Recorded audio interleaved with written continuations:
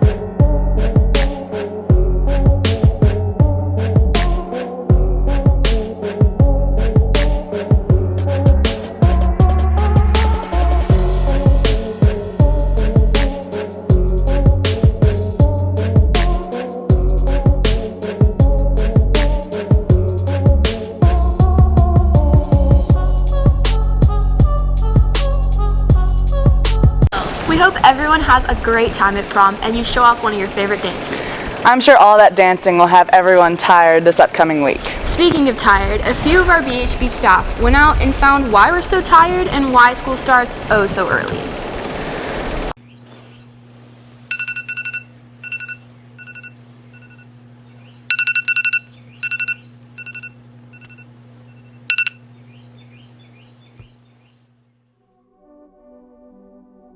We all know waking up for school can be one of the hardest parts of the day. No matter what time you wake up, it can take a toll on your mental and even physical state. From attending early morning test review sessions, club meetings, catching the bus, and much more, it can be exhausting. So we turned to a few students and asked them how much sleep they get on average. 4 or 5 hours, probably. 5 or 6 hours. 6-ish to 3 hours, but I usually get around 4 or 5. Pediatrician Dr. Carlisle expands on why teens need more sleep than most are currently getting. So typically teens are supposed to get between 8 to 10 hours of sleep. Since that melatonin spike happens later, even a teenager who's exhausted by 9 o'clock, suddenly they're kind of feeling awake just because of that. Teens' bodies naturally want to stay up late due to the influx in melatonin at night. By waking up very early, those melatonin levels don't go down until the afternoon. This can lead to students sleeping in class and a lack of focus. Definitely. It's kind of hard when the lights go off. Jack Ritchie has a first period spare and explains the impact it has had on him so far. Prior I woke up at like 7, and now I wake up at like 8:45, 9. I'm more awake in school than I was before and sleep less. This issue is very pressing as it can lead to many mental and physical health problems. It's the potential for depression and mood disorder because of not getting enough sleep. We see a connection with sleep possibly making you more at risk for cardiovascular disease and diabetes. Students with busy schedules can be more at risk as they become more focused on succeeding rather than sleeping. While this may be the case for some students, other students don't have a choice. Senior Mary Richardson rides one of the earliest buses, waking up at 5 a.m. to catch it at 6 a.m. Mary explains what she does to stay awake during the day. I eat breakfast, I have a cup of coffee before I leave, and I have to bring a travel mug with me on the bus to drink. Though many students, teachers, and professionals alike express the positive side effects that a later start time could have, Suzanne Swanger and Miss Kay bring awareness to the problems facing a late start schedule. The students who followed the rules continue to follow the rules and be there on time. Those that would normally be late are still going to be late. I think the issue that we have to think about are the questions and the logistics, whether it be transportation or high school students caring for younger siblings has to be a consideration. There's just a lot of things to a school schedule. This is a major problem facing the education system, and we don't know if school schedules will ever be changed. But here are some things that you can do right now to better your personal sleeping habits.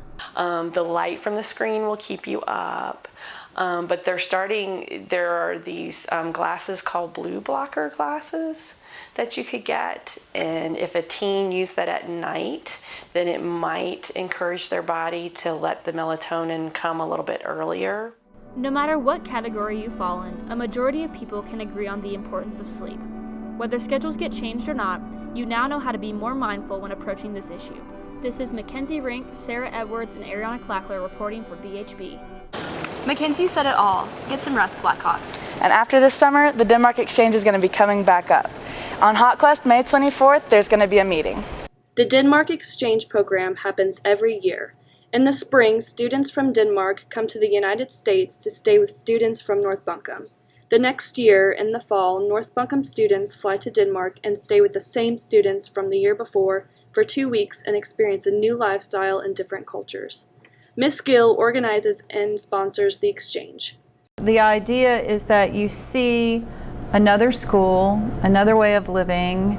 They get the same experience. There's a lot of differences between Denmark and the United States and a lot of similarities, and I think it's really fun for kids because they get to see what's different, but at the same time they're comfortable enough. Students stay in Copenhagen for the first few days, then travel to Obro to stay with their host families for the rest of the trip. March 2020, the Denmark students will be joining us here at North Buncombe. September 2020, we'll be joining them in Denmark. If you have any interest, go see Miss Gill or Mr. Desio. It's not bad. Yeah, just wait. Oh no, it's bad.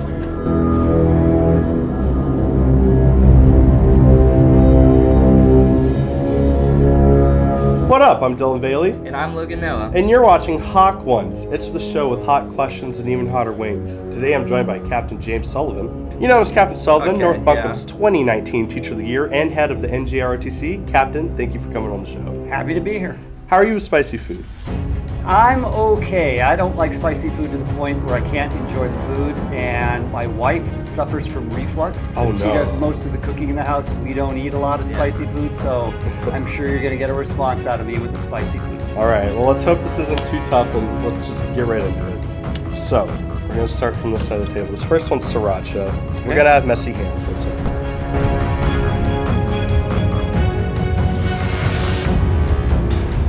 So, you served 30 years in the Navy, you've lived all around the country and abroad, Japan and Germany. You've set foot on every continent but Antarctica. So as somebody who's seen the sights and the wonders of the world, what's the location you've found the most beautiful in your travels? The most beautiful sight in the world is wherever home is. Go out and see, plenty of things. I've seen beautiful sights. I grew up in Montana, Glacier National Park. I've been to Canada. I've seen the Alps. I've seen lots of really neat things. But nothing tops coming home and seeing my family after being gone for 7 months. Let's move on to the next wing. Okay. So this is it's mango habanero. Yeah. Okay. Might be a mess.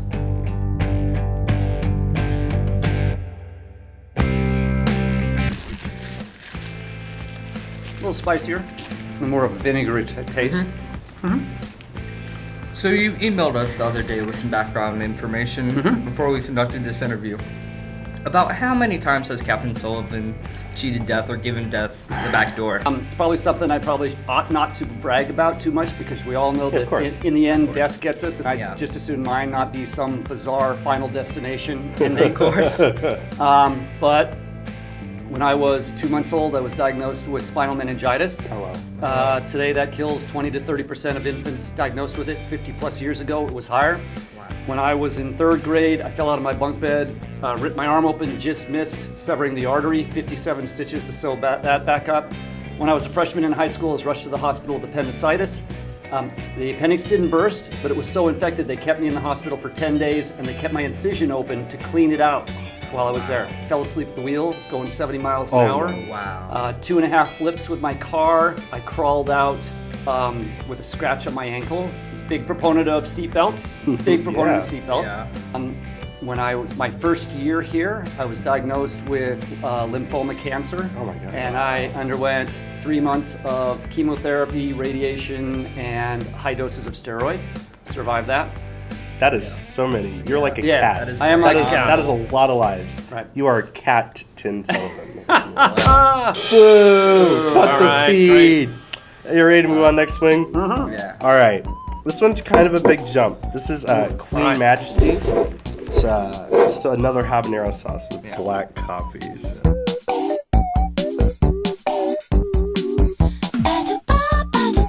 So another thing that North Buncombe may not have known about you is your theater background. So can you give us the dip on where you started in theater and some notable productions you've done, or some stories you have from the time in theater? I did theater in high school and I did it in college, and I even did one summer stock theater. And summer stock theater, I played the role of Barnaby in Hello Dolly, and the role of his Hysterium in A Funny Thing Happened on the Way to the Forum. Oh, nice. Can I get more milk? I didn't think this one's creeping. This one started out okay, and then it's just kind of slow. It's a slow burn. It's definitely there, yeah. It's a slow burn. Especially on your tongue. My lips are on fire. Okay, Captain Sullivan, this sauce is called Blair's Mega Death Sauce. It's the hottest sauce we have of the evening. I forgot the liquid rage part. And it's Blair's Mega Death Sauce with liquid rage. You really got to get the tag in there, or else it doesn't just hit you. So, I think it's going to hit us regardless. So a tradition around here that we do is called the last dab. Okay. It's where we put a little extra on the last swing. You don't have to if you don't want to.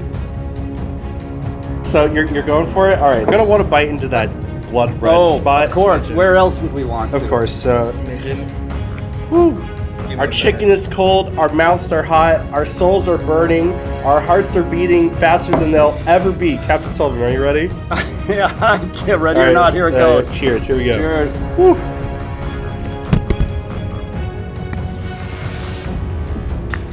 It's not bad. Yeah, just wait. Oh no, it's bad. Yep. Get it down. I was telling myself that. Woo. You know? Hello, Betty. You're handling it? Look at you. You're the Hall of Fame. Okay. All right, Captain Sullivan. You gotta read this, man. I can't. All right. Captain Sullivan, you made it through BHB's abridged gauntlet of wings. You've crossed into where no teacher at MB has crossed before. You've cheated death 9 times, but I think these wings may have bumped you up to 10. Before we send you off, BHB has one more request. Captain, can you belt out one of your favorite show tunes to close us out this evening?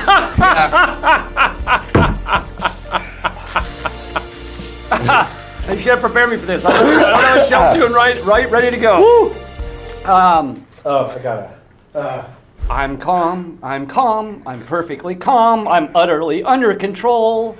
Let nothing confuse me or faze me, abuse me. I'm calm. Wonderful ending for this segment. Thank you, Captain Sullivan, for taking the heat. We really hope you enjoyed this episode. And we'll see you on the next and last episode of the school year. I'm Asia. And I'm Meredith. And this is BHB.